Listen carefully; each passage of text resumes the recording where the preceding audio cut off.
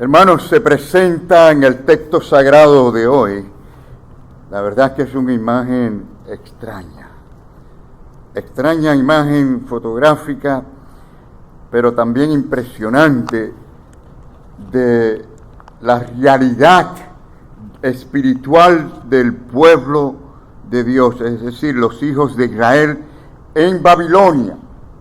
Ya estaban en el cautiverio. Ya Babilonia había derrotado al pueblo de Dios y los habían empezado a llevar al cautiverio. Pero para entender correctamente, digamos, este pasaje tan extraordinario que tenemos nosotros delante, tenemos que recordar o ver o repasar los antecedentes del pasaje. Y vemos al profeta Jeremías en la ciudad de Jerusalén. Había estado predicando, o sea, él quedó allí en Jerusalén, pero había estado predicando el impopular mensaje de que se sometieran al rey de Babilonia, a las exigencias de Babilonia, como la única posible manera o actitud de poder sobrevivir. Ya habían sido derrotados, ¿para qué rebelarse aún más? Pero lamentablemente el rey Sedequías de Judá pues se rebeló contra las exigencias del rey de Babilonia. Nada extraño, ¿verdad, hermanos? Porque la gente oye la palabra de Dios, pero no la toman en serio y no responden a ella. Y oyeron las palabras del profeta y lo que hicieron fue realmente provocar de nuevo a Babilonia, al rey Nabucodonosor, y lo que hizo fue regresar a terminar con esa rebelión y le puso fin al reinado hebreo en Judá como nación. Lo que estamos viendo ahí, hermanos, verdaderamente era una hora muy trágica, muy triste para esa nación como pueblo. Miren, las paredes de la ciudad fueron derribadas. En ese segundo ataque fueron derribadas, las casas fueron quemadas, el templo fue destruido, y si esto fuera poco, se volvió a llevar aún más personas cautivas, especialmente a los más jóvenes que quedaban. Pero fíjense que en todo esto Ezequiel, quien había quedado en el campamento de concentración en Babilonia con otros 10,000 exiliados, pues recibió esta extraña visión de Dios. Y por acá Jeremías había comenzado a servir como el profeta en los años 593 a.C., y también estuvo por 6 años buscando la manera que el pueblo entendiera que era en vano tener una esperanza de un retorno pronto a la Palestina, sino más bien que se prepararan para la destrucción del templo. Esto me hace recordar, hermanos, cuando nosotros vinimos de Cuba, estoy hablando en el año 68, muchos cubanos que vinieron no pensaron que iban a quedarse aquí en Estados Unidos, sino que esto era cuestión de un tiempo, quizás meses, unos años, íbamos a regresar de nuevo a Cuba. ¿Cuántos años han pasado, hermanos? Ya ustedes ven. Pero el profeta lo había visto, Dios se lo había revelado y lo estaba diciendo, pero a veces la gente no escucha la palabra de Dios. Entonces, miren, ahora con la pérdida del templo, con la pérdida de lo que es la vida nacional, como pueblo de Dios, como nación, la imagen era verdaderamente caótica, era lamentable. La gente realmente estaban muertas, hermanos, como esos huesos secos de la visión que Dios le dio, huesos secos esparcidos por toda la superficie de un campo de batalla abandonado. Y la gente se decía a sí mismo, como ustedes vieron en el versículo 11, ellos mismos se decían: nuestros huesos se secaron y pereció nuestra esperanza y somos del todo destruidos. Qué cuadro tan trágico, ¿verdad, hermanos? Pero a la vez ellos solo veían una parte de la tragedia, ¿no? Ellos estaban viendo la realidad pésima como nación. Quizás en ese momento no estaban viendo la realidad pésima espiritual. La parte espiritual, hermanos, la que trajo la tragedia de esa invasión, de esos problemas, y a veces no vemos nuestra condición espiritual, estamos ciegos ante ella. Ahora, la pregunta aquí realmente, ¿podría Israel tener avivamiento? ¿Podría tener ante esta circunstancia tan extraña, ante esta confusión, pero a la vez con realismo y un drama caótico, podían tener avivamiento? Bueno, el mensaje del profeta era un mensaje positivo, porque era que sí iban a vivir, iban a poder continuar, podían esperar esto de Dios. Hermanos, Dios no nos mueve a nosotros en vano. Donde Dios te ha puesto en el lugar que tú estás, en las condiciones que estás, todo es por la mano del Dios soberano, sea para levantarte, para refinarte, para hacerte más siempre es para hacernos más a la imagen de Cristo. A veces usa la disciplina, en este caso el pueblo fue castigado, y ustedes saben por qué. Por la idolatría, por alejarse de Dios. Y eso es lo que vemos muchas veces en el mundo, cada vez más la gente lejos de Dios. Pero lo que más me preocupa es la iglesia, ¿no? El pueblo creyente. Ahora, hermanos, el mensaje era que los huesos secos, esos huesos secos sin carne, sin tendones, sin circulación de sangre, iban a poder tener vida, recobrar vida, o sea, la carne, los tendones, todo, la circulación, vida, pero solamente por el poder de la palabra de Dios. Vamos a ver la segunda parte el domingo que viene, pero vamos a ver que fue la palabra de Dios la que hizo ese milagro. La gente busca a veces el poder en otros medios, en otras cosas, pero el poder está en la palabra de Dios, hermano, y es a veces lo que menos buscan la gente. La gente quiere sentir poder, quieren tener bendición y no van a la fuente que tienen que ir. Esa es la realidad. Y por eso no nos extraña que dice, no me avergüenzo del Evangelio porque es poder de Dios. La palabra de Dios y el Evangelio de Jesucristo es poder de Dios, no solo para salvación, sino para crecimiento espiritual. Y hermanos, resonaba esa pregunta en la mente del profeta. ¿Vivirán estos huesos? Y la pregunta que nos hacemos hoy, ¿podremos tener avivamientos nosotros? ¿Podrá ser esto Dios en renacer? ¿Sabe quién es el que hace la pregunta, no? El que hace la pregunta es Dios mismo. El que hace la pregunta es el que dice, tendré misericordia del que yo tenga misericordia. Me compadeceré del que yo me compadezca. Ese es el Dios soberano que nos hace la pregunta. Claro, el profeta respondió, ¿no? Sabiamente, pienso, porque él le dice, tú lo sabes, tú lo sabes.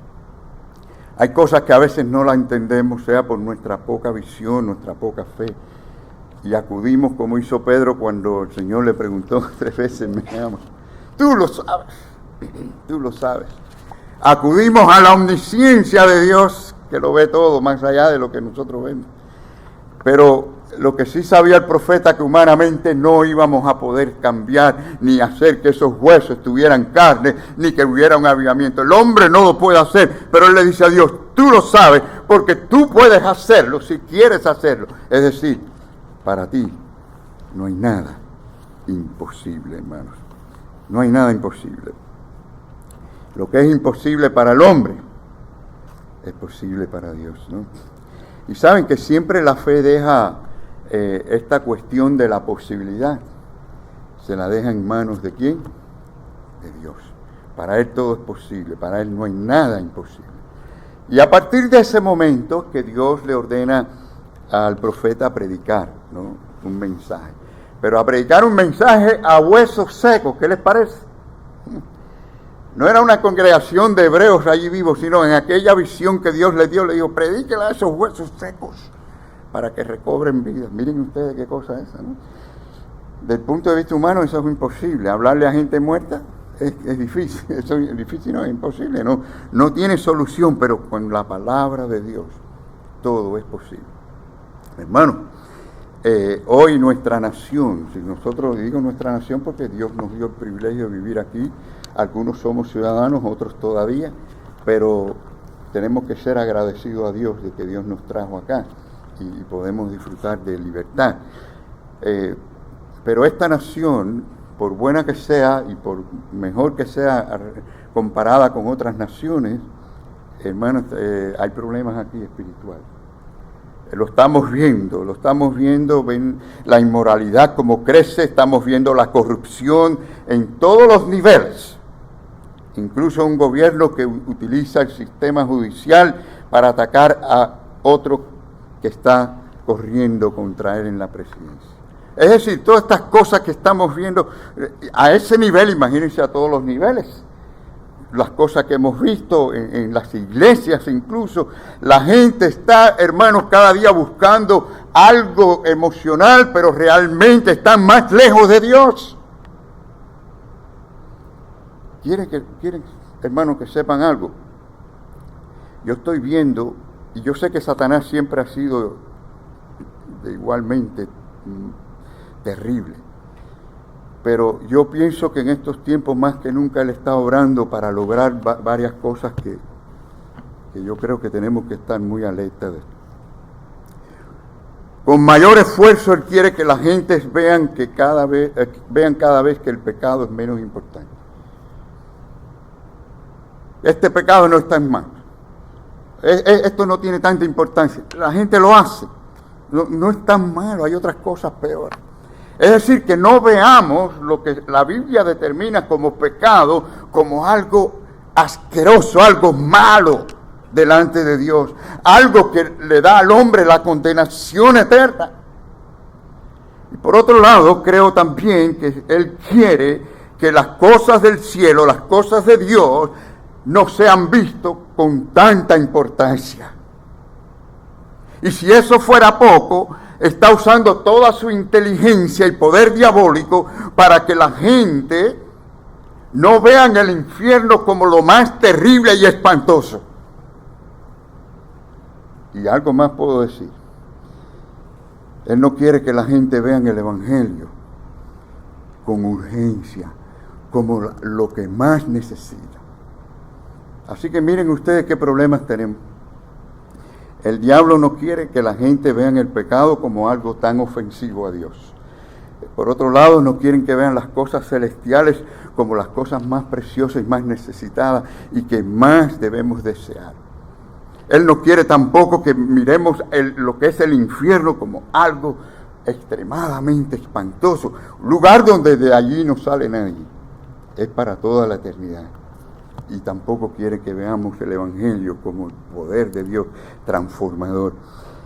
Así que en un sentido, hermanos, muchos creyentes están como esos huesos secos, engordados con sus deseos, con sus prioridades, pero al final Dios no está en primer lugar en sus vidas. Y esta es la realidad, y esto es lo que queremos que la gente vean, reconozcan. Para que haya un avivamiento tenemos que ver nuestra condición, cada uno tiene que ver su parte. ¿Dónde estoy delante del Señor? Tenemos que, hermanos, recapacitar en cuanto a esto. Y yo pienso que a veces hay que tocar fondo en la vida. ¿No? Es difícil esto, ¿no? Pero a veces Dios nos guía por caminos difíciles para que reconozcamos cuánto le necesitamos a Él. ¿No? Israel estaba pasando por un tiempo extremadamente difícil.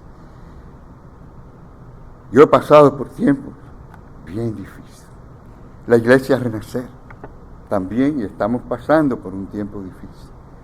Pero el Señor usa todas estas cosas para traer un avivamiento, para levantarnos. Podía haber una peor condición que esta que estaba viendo el profeta. un campo lleno de huesos secos. Y miren lo que Dios hizo en aquella visión. Hermanos, en cuanto a los creyentes, que es lo que más me preocupa, ¿no? Debemos en estos tiempos estar más consagrados a Dios que nunca en relación con Cristo, en relación con su iglesia. No existe ninguna parte en las Escrituras donde hable, enseñe que los cristianos pueden vivir separados del compañerismo, de una iglesia local, separados de la oración, separados de servir al Señor, separados de vivir para el Señor. Vivimos para la gloria de nuestro Dios. Así que es cierto que en un sentido los huesos secos se aplican a aquellas personas perdidas en el mundo, podemos decir. Pero como Dios le habló al pueblo, a su pueblo, no a un pueblo extranjero, podemos decir también que esto se aplica a los creyentes que están en su apatía espiritual y que hay áreas en sus vidas que están como huesos secos. La pregunta es si vamos a mirarnos a nosotros y vamos a poder decir, en esta área tengo huesos secos. Señor, necesito que tú les des vida. No. Puede ser un área que veamos está sin consagración, nuestras prioridades, sin fervor por las cosas de Dios, quizás no el uso de los dones y talentos para la gloria de Dios, con mucha escasez de oración. Esto puede ser uno de los problemas de muchos cristianos, que hay poca oración en ellos, de alimento continuo de la palabra de Dios. Son huesos secos que podemos tener. Pero hermanos, entienda esto, que ya una vez que estamos o somos salvos, estamos salvados por Jesucristo, la prioridad de Dios es transformarnos. ¿Se ha dado cuenta que Dios lo que busca es hacernos a la imagen de su Hijo? Él no quiere que usted y yo permanezcamos igual, ni que estemos siempre conformes como estamos ahora. Dios quiere que nosotros veamos siempre un escalón más a crecer, a subir, para ser semejante a Jesucristo. Si lo vemos de esa manera, quizás podamos ver hoy esos huesos secos en nosotros. Ahora yo pregunto, ¿puede haber alguna área en su vida cristiana en la que usted puede decir, en esto o en aquello, yo necesito cambiar? En esto o en aquello, yo necesito nueva vida, Señor. En esto o en aquello, yo necesito consagración, Señor. En esto o en aquello, yo necesito ayuda, Señor. ¿Puedes creer que es posible?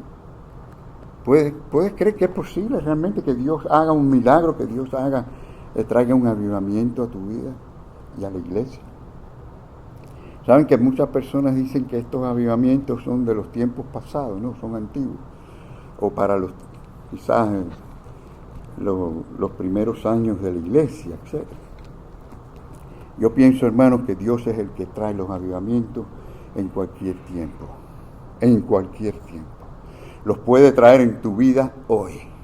Dios puede manifestarse hoy, no importa en la condición que te encuentres.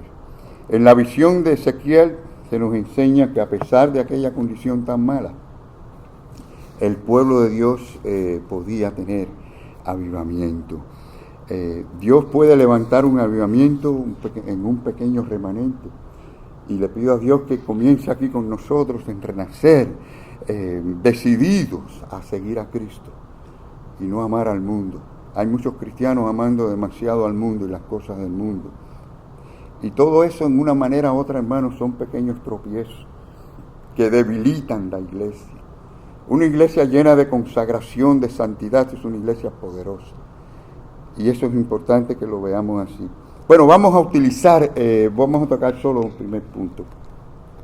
La condición desesperada de Israel, y vamos a analizar esos huesos secos de los tiempos de Ezequiel y los huesos secos que encontramos en nuestras iglesias o en cualquier iglesia puede ser. Pero hermano, entendamos que hay una gran diferencia entre entender la condición pésima que tengamos y el ser pesimista. Son dos cosas que no son necesariamente O sea, no son iguales y no necesariamente van juntas. Es decir, la persona puede ser pesimista aunque todas las cosas estén bien alrededor de él. Eso es una realidad, ¿no? Pero sepa esto, cuando se es pesimista, se pierde la esperanza. Y cuando se pierde la esperanza, pues se pierde la energía, se pierde el deseo de luchar y de cambiar y de mejorar las cosas. Así que por otro lado, hermanos, la falta de fe es una forma de pesimismo. Al contrario, la fe en la palabra de Dios es la manera de pensar más positiva, más optimista que podemos nosotros encontrar. Ahora, noten una vez más conmigo cómo Dios le hace ver a Ezequiel la condición del pueblo y que Dios nos haga ver nuestra propia condición. Está allí en Ezequiel 37:11. Me dijo luego, o sea, Dios hablando con el profeta: hijo de hombre, todos estos huesos son la casa de Israel. He aquí, ellos mismos dicen, nuestros huesos se secaron y pereció nuestra esperanza y somos del todo destruidos. O sea, tenían una condición de muerte, una condición de desaliento tremenda, de desesperación. Es decir, necesitaban una renovación. Ahora, aquí vamos. También hay huesos secos en estos tiempos. Hay huesos secos, ¿no? Y no creo que son muy difíciles de reconocer, ¿no? Vamos a ver. Primero, hay huesos secos en las iglesias de hombres y mujeres perezosos. Esto harán cualquier cosa para no ir a trabajar para el Señor. No podemos, hermanos, avivar a otros si nosotros no estamos avivados.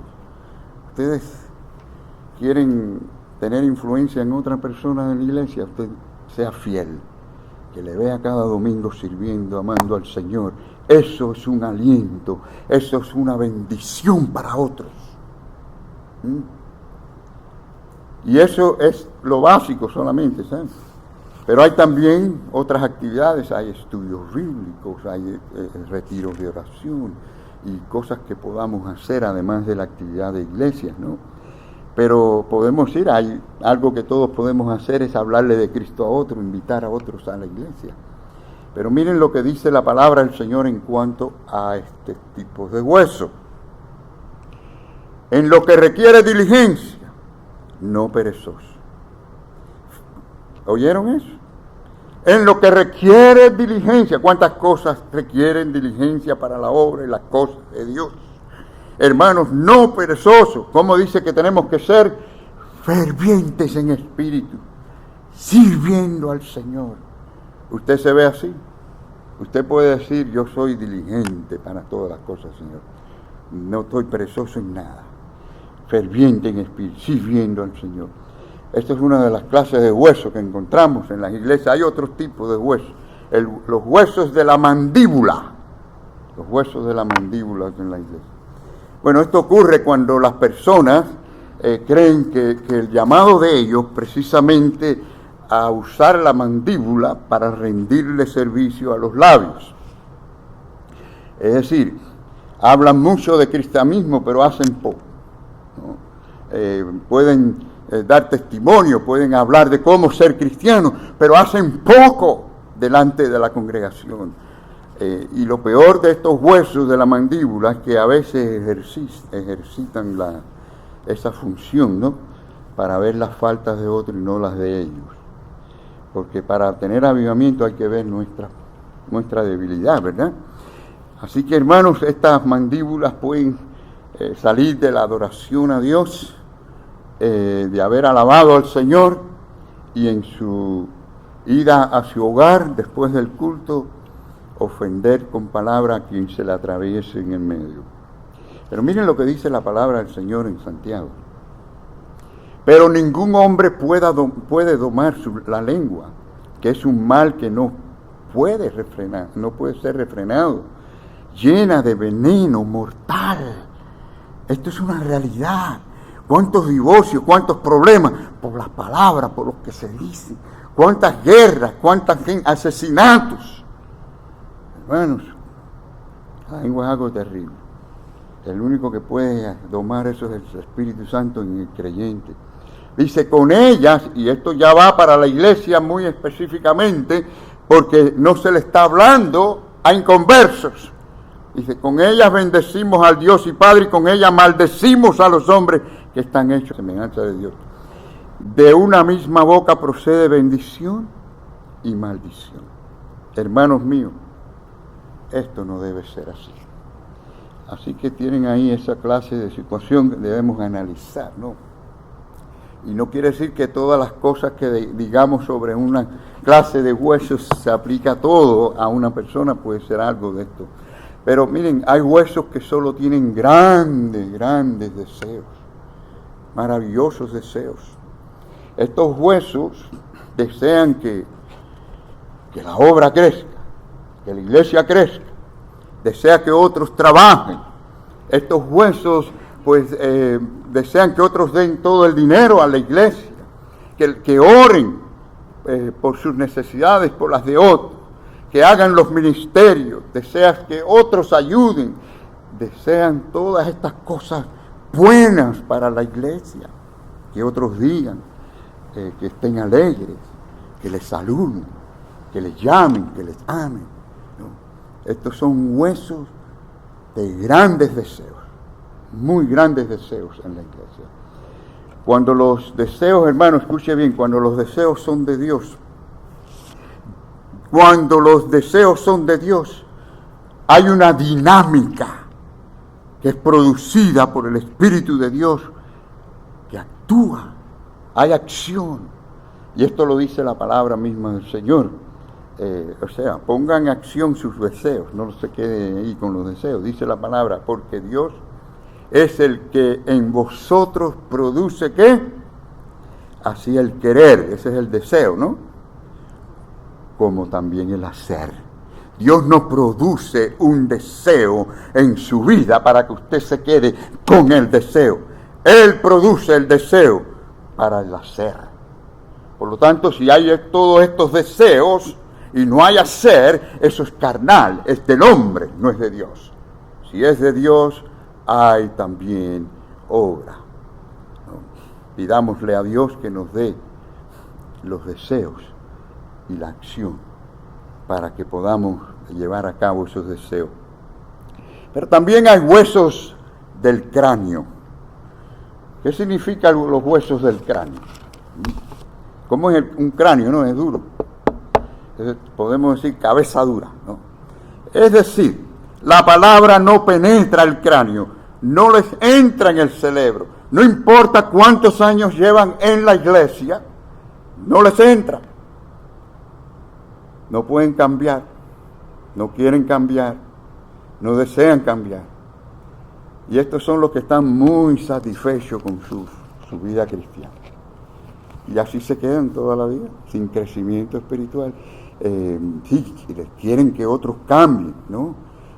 Y eso lo ven bien. Saben decir buenas ideas para que otros cambien, cómo ser buenos creyentes, pero ellos se justifican para probar que están bien, están bien.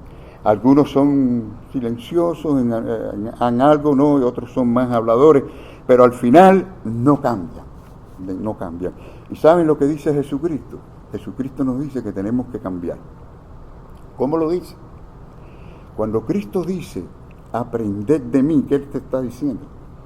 Cuando Cristo dice, aprended de mí, me está diciendo, tengo que cambiar. ¿Sí o no? O sea, el Señor me llama y me dice, aprende de mí. Me está diciendo indirectamente, cambia a mi forma. Aprended de mí que soy manso y humilde de corazón. No podemos cambiar si no somos mansos y humildes. Es más, las personas que no son mansas y humildes no aceptan corrección, ¿no? Pero el Señor fue el ejemplo, ¿no? Fue el ejemplo. Cuando somos mansos y humildes oímos la palabra, respondemos a ella. Pero el Señor, ¿en qué fue manso y humilde el Señor? Fue manso y humilde en someterse a la voluntad de su Padre, en hacer la voluntad de su Padre Celestial Y por lo tanto nosotros debemos hacer lo mismo, ser como el Señor. Aprended de mí, dice el Señor. Aprendemos de Él, siendo humilde, manso, en seguir la palabra de Dios y la voluntad de Dios. Así que podemos pedirle al Señor, Señor, dame este avivamiento de ser manso y humilde para hacer más de tu voluntad. Pero también hay huesos de los nudillos, ¿verdad? De los nudillos en las iglesias, ¿no? Estos son los que dan golpes con lo que dicen o con sus actitudes, ¿no? No tienen filtro, más bien se dan golpes en el pecho de que son sinceros, ¿no? Estas personas nada conocen de lo que la Biblia dice en Colosenses 4, donde dice que siempre debemos de hablar con gracia y sazonando con sal las palabras. ¿No dice así la Biblia, hermanos? Nos dice así. Y la otra cosa, estas personas no saben o no entienden que todas las batallas no son de ellos. Hay cosas en las que no deben meterse, ¿no? Hay cosas que son problemas de otras personas con Dios y tienen que orar por ellos. Pero lo que quiero decir es que estas personas lo que hacen es tirar el jab del boxeador con sus actitudes o con lo que dicen. Los nudillos dan golpes con sus comentarios, sus actitudes. Miren lo que dice en la Biblia, lo que dice la palabra.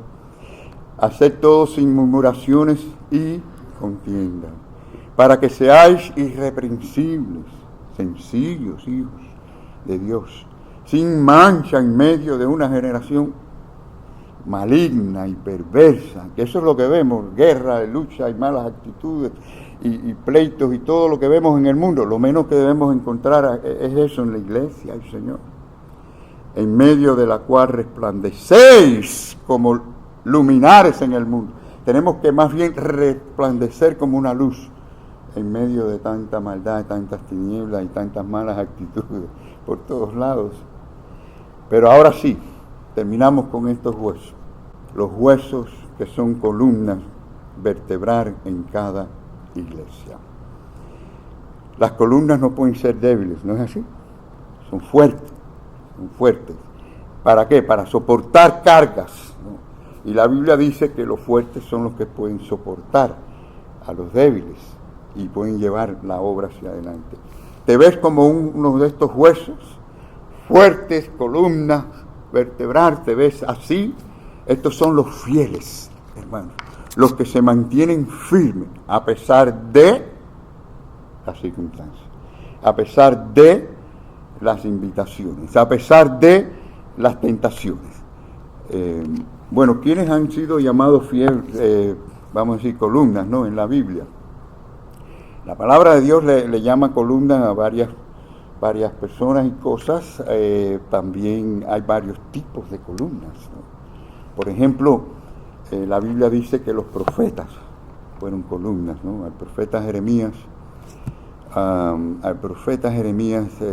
dice en el capítulo 1, porque he aquí yo te he puesto en este día como ciudad fortificada, como columna de hierro.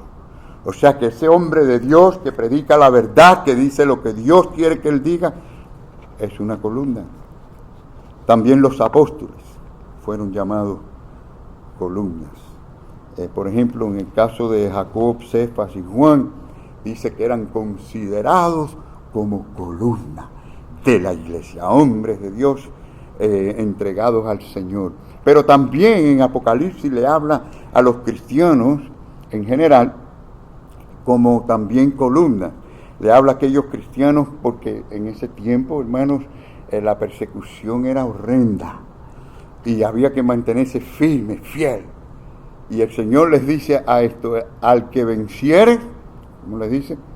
Al que venciere yo le haré columna en el templo de Dios. Y también a la iglesia misma del Dios viviente, columna y baluarte de la verdad. Columna y también baluarte. Tuve el privilegio de ver muchos de estos castillos en todos estos lugares que estuve, murallas, estas paredes, estas columnas maravillosas que están en todos los lugares. Claro, la excepción es en la ciudad de Ávila. Pude estar arriba en esos muros y caminar allá, todo eso alrededor de la ciudad, y caminé dentro de lo que era la ciudad original. Interesante, hoy en día hay de todo, hay bancos, hay restaurantes, hay supermercados, hay de todo, ¿no? Hay personas viviendo, hay hoteles y demás. Pero claro, la ciudad creció y lo más grande es todo la parte de afuera de esos muros. La ciudad es muy grande entre todas esas montañas. Pero sí, una cosa que pude apreciar es, como dice aquí, columnas y baluartes. O sea, estaban los baluartes. Usted veía esa pared y de pronto salía hacia afuera el baluarte. Continuaba la columna, la pared, y de pronto volvía otro baluarte. Es la parte que sobresale, ¿no? Y donde los soldados allí estaban. Y por cierto, yo no sé cómo los soldados podían subir y bajar constantemente esas escaleras. Eran rocosas y no eran hechas al mismo tamaño. Hoy uno ve las escaleras, todas tienen la misma altura. Aquellas eran más o menos según las piedras, unas más altas, otras más bajitas. Y el ancho del pie puede ser que te entraba el pie entero y en otras partes no. Así que miren ustedes cómo ellos tenían que funcionar en ese tiempo. Pero lo que quiero decir, hermanos, que tenemos que ser columna. Claro, la Biblia habla de distintos tipos de columnas. Por ejemplo, en Primera de Reyes, columnas de madera. En Esther 1 habla de las columnas de mármol. Por ejemplo, el palacio de Persia. El rey Asuero pues tenía columnas de mármol. Habla también Jeremías de columnas de hierro. La Biblia habla de columnas extraordinarias, de fuego, de nube, distintos tipos de columnas. Distintas columnas necesitamos en la iglesia. Sea usted una columna de fuego, sea usted una columna de mármol, sea usted una columna de madera. Necesitamos hombres y mujeres que sean columnas en la iglesia.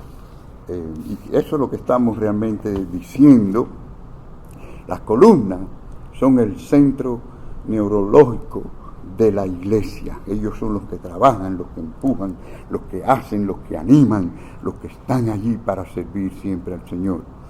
Entonces la pregunta es, hermanos, ¿podemos tener avivamiento?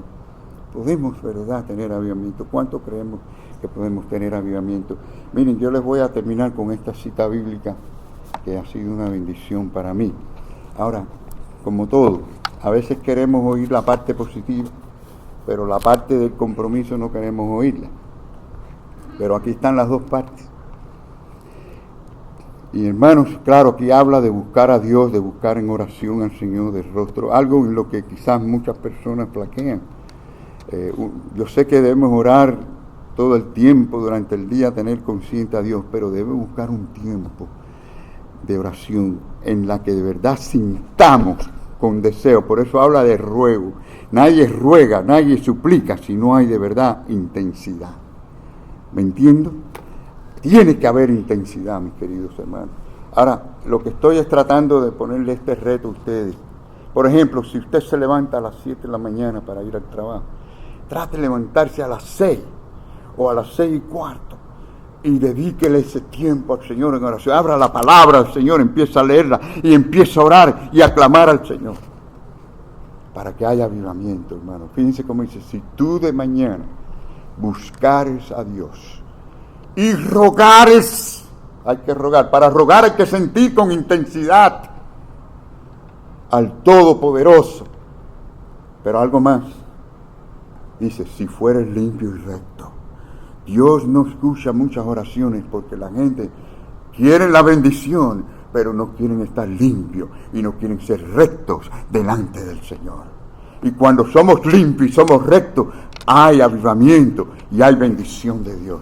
Dice, si fueres limpio y recto, ¿saben lo que va a pasar, no? Ciertamente, luego se despertará por ti, Dios, se despertará por ti, hará algo contigo, habrá avivamiento. Y dice, y hará próspera la morada de tu justicia. Y aunque tu principio haya sido pequeño, dice,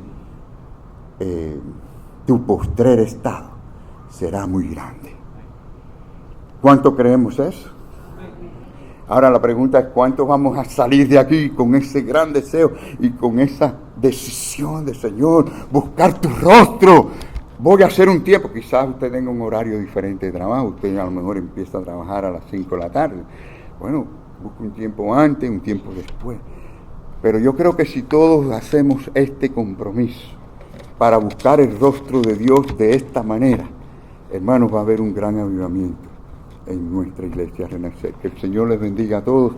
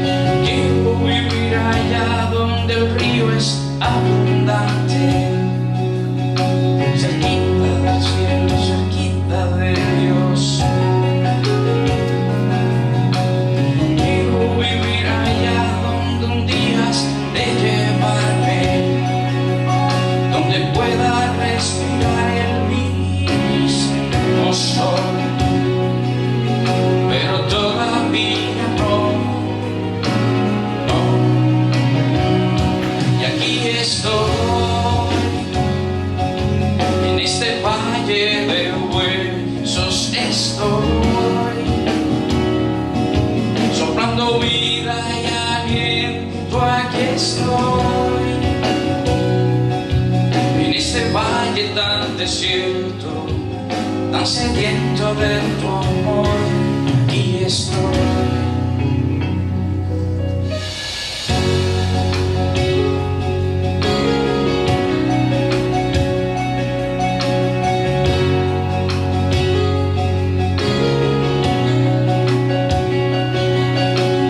Quiero vivir allá donde siempre es primavera, cerquita del cielo, cerquita de Dios. Quiero vivir allá donde canta la mañana, donde hay árboles que danzan con el sol, pero todavía no. Y aquí estoy, en este valle de huesos estoy, soplando vida y aliento, aquí estoy, en este valle tan desierto, tan sediento de tu amor, y aquí estoy, en este valle de huesos estoy, soplando vida y aliento, aquí estoy, en este valle tan desierto, tan sediento de tu amor, aquí estoy. Que el Señor los bendiga, hermano.